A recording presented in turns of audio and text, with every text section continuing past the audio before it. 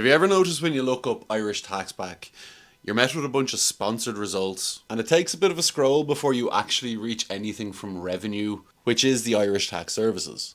I'm here today to tell you, do not click on any of those links. The information that they need to get from you is easily inputtable into the Irish revenue system, and unlike any of those sponsored links, doing it directly does not cost you 10 to 30% of your tax back. First things first, you want to head over to revenue.ie.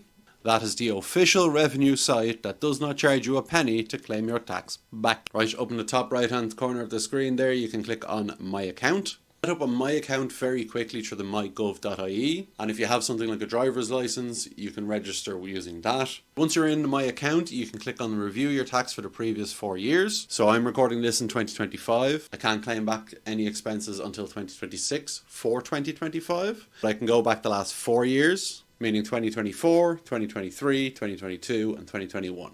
Try and get your taxes done before the end of December because you'll lose out in a year otherwise. So once you're on this page, you can select here for the drop down to pick one of the last 4 years. And once you've done that, you should be able to hit edit, and that should take you into the next stage of the process.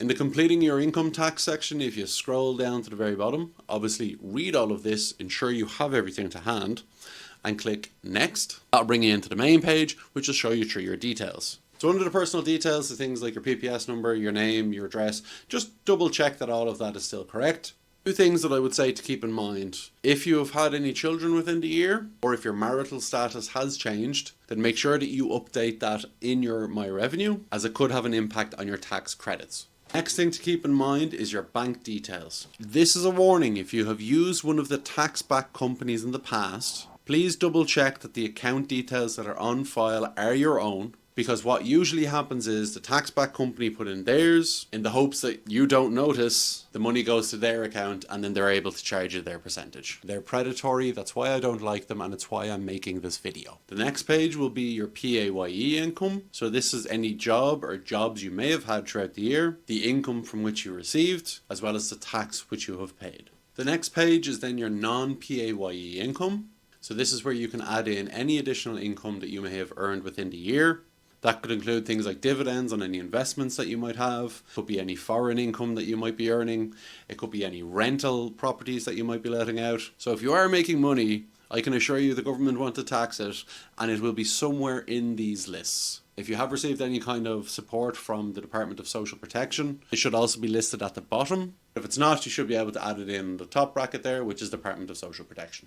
Now the next section is where we all really want to be, and of course they leave it at the very end. And that is our tax credits and reliefs. So the big one that's going to fall under for most people is health. You can see here we have things like a health assistance dog, blind person's tax credits, guide dog allowance, health expenses, medical insurance relief, nursing home expenses, etc. Okay, so for your health expenses, you can add in things like GP visits, consultancies, non-routine dental expenses.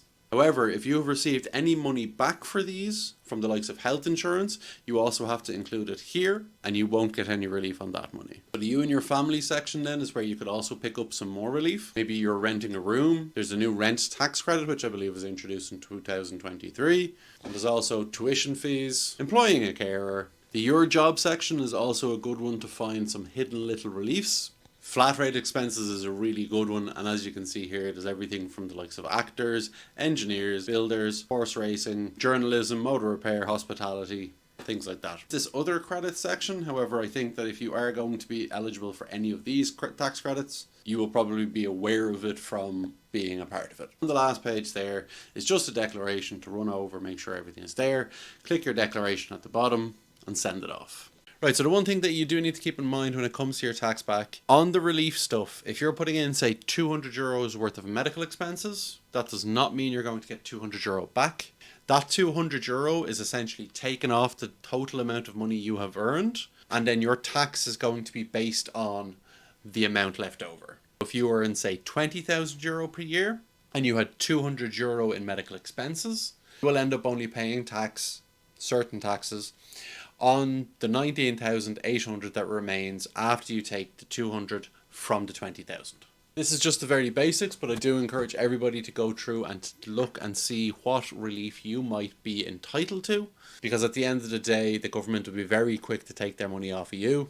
You make sure you get that money back. Do not hand over any percentage of it to any company when you can do it all yourself. Dead handy. If you enjoyed that, if you found it useful or anything like that, please do smash the old like and follow button and all that jazz. And next time I'll make sure to turn my microphone on when I'm recording my outro.